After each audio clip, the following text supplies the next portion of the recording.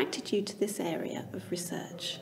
Well, I've been doing research on children's media for quite some time, and the questions that have been asked have always been about television, mainly, sometimes books, sometimes music. And when the internet became big in children's lives, what was interesting was that lots of researchers wanted to research the positives, the opportunities, how it helped their education, how it helped their civic engagement, what fun they had with it. And surprisingly, rather few, perhaps not surprisingly, rather few wanted to research the risks that the internet posed to them. And yet lots of policymakers wanted to know the answer. Are there downsides to the internet? And so I felt there was a gap that needed some research. Children's exposure to different forms of media has changed over the years. For example, are children watching more television or using the internet more? Well, in the half century since children have had television, they've pretty much watched about 2 to 2.5 hours a day throughout. It reached that point very quickly. It's not really got less. People keep expecting that there will be less television and more internet. Of course, the internet they now spend a lot of time with, but not necessarily less time on television. Some are watching television on the internet, sometimes they're watching television at the same time as they go online. The decline in television is just a little bit for teenagers. Internet, now they're spending an hour, 2 hours, sometimes many hours a day, and it's a bit of a puzzle how they find the time for it, but of course the internet is something that people use at the same time as other things. What are children using the internet for? Well, a few years ago the answer would have been looking for information, schoolwork, and looking for information for hobbies and interests, and the internet was, you know, sort of a passive medium that provided all kinds of things.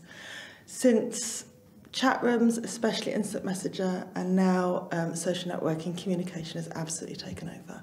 So most of the time that they are on the internet, they are communicating in one form or another, and even if they're not actively in touch, you know, they're waiting for the messages to come in. So that's the number one thing. Otherwise, they are using it as a source of music, television, films, yes, and still helping with their homework.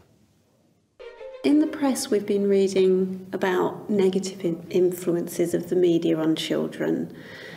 Violence is just one example. Are there other risks that unregulated access to the internet poses? There are a whole range of risks. You could say that everything that's bad in society, that might harm children in society, is available on the internet, sometimes more accessibly than it is offline, and sometimes in a more extreme form. So, for an example, children have always at a certain point shown an interest in pornography, but the pornography on the internet is easier to find and more diverse, often more extreme, than children could get their hands on 10, 20, 30 years ago. So there's a whole set of risks that are posed to children by the internet that are perhaps more extreme or more diverse, or somehow amplified by easy availability of the internet. And the latest anxiety is about sexting, which is a kind of peer group sharing of sexual images, which is sometimes part of normal experimentation as children grow up, and sometimes also exploitative or abusive.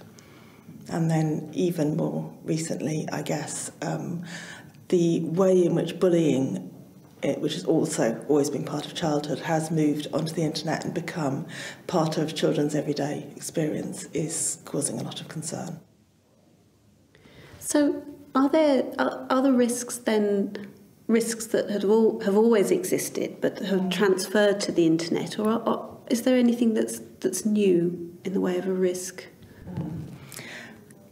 I think what we would say from research is that some of the risks are familiar but changed by the presence of the internet. So there's always been bullying in schools, but what the internet enables is for the bully to reach the child also in their bedroom, also on their mobile phone in their private lives. So it's kind of hard to walk away and escape.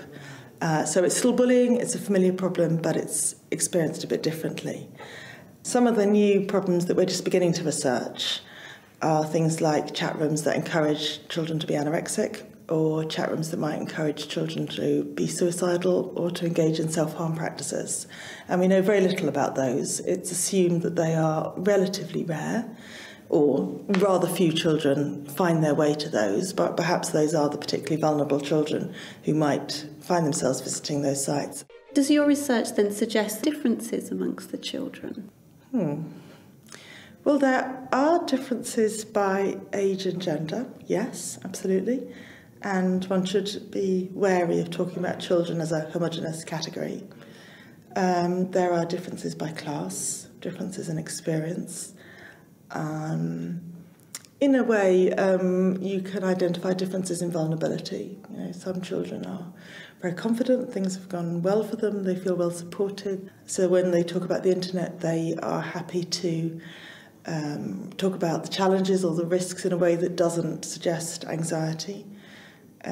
Sometimes children who have had it tougher and are a bit more vulnerable or feel less supported can also talk about the internet in a more anxious way. But oddly, they can also be the ones for whom the internet is a kind of a place where they can share some of their anxieties with others. So